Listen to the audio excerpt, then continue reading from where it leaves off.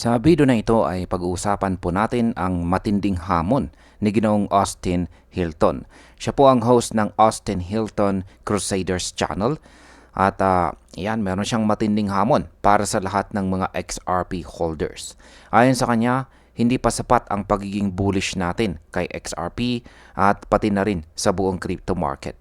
Kaya sa video na ito, titignan po natin ang kanyang mga dahilan kung bakit naniniwala siyang malaking oportunidad ang kasalukuyang market at kung paano po ito maaaring makaapekto sa presyo ni XRP sa mga susunod na taon.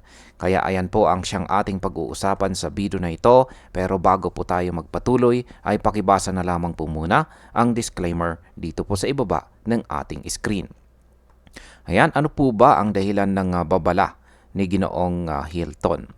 Sinabi po ni Ginoong Hilton na siya mismo ay hindi pa bumibili ng sapat na XRP at saka Bitcoin. Ang pahayag na ito ay galing matapos po niyang mabasa ang isang article na nagsasabing maaaring umabot ng $1 billion per BTC ang presyo ni Bitcoin pagsapit po ng taong 2038. Ayan. Ayon sa kanya, kung tumaas po si Bitcoin sa $200,000 bago matapos ang taon, may posibilidad na umabot si XRP sa $15 hanggang $20. Kaya ang market impact po nito ay kung mangyari ito, siguradong magkakaroon ng malakas na FOMO at tataas ang demand para kay XRP. Maaari itong magbunga ng mabilis na pagtaas ng presyo sa short term. Ano naman po ang posibilidad ng mas malaking pag-akyat ni XRP? Ayon po kay Ginoong Hilton, mas malaki ang room to grow ni XRP dahil mas maliit ang kanyang market cap kumpara kay Bitcoin.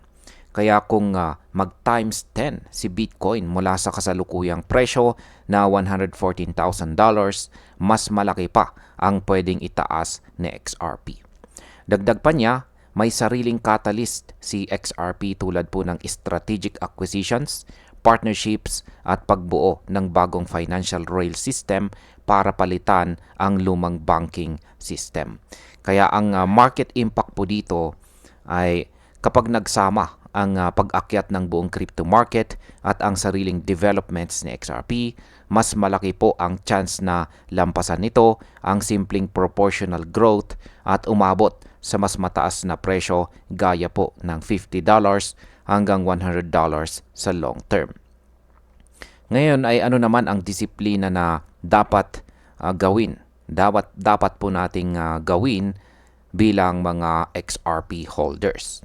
Ayan, binanggit po ni Ginoong Hilton ang kahalagahan ng consistency at saka emotional discipline. Anya, dapat magpatuloy sa pagbili kahit paunti-unti gamit po ang dollar cost averaging strategy. Kahit $10 or $20 kada araw, basta tuloy-tuloy. Makakabuo po ng malaking bag sa long run sa pamamagitan nito.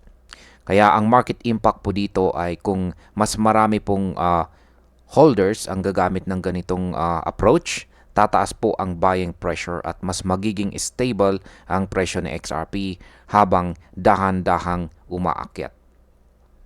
Yan bilang panghuli, ang opinion ko naman tungkol dito ay tama si Ginoong Hilton na malaking oportunidad po ang kasalukuyang market ngayon.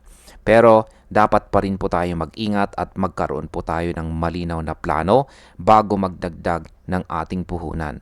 Ang presyo po ni XRP na nasa $3.02 ngayon ay magandang bantayan dahil kapag sumabay po ang pag-akyat ni Bitcoin at pumasok ang bullish catalyst ni XRP, possible po itong sumugod pataas. Pero kung bumagsak po ang buong market, dapat handa pa rin po tayo bilang mga traders at investors sa posibleng pagbaba.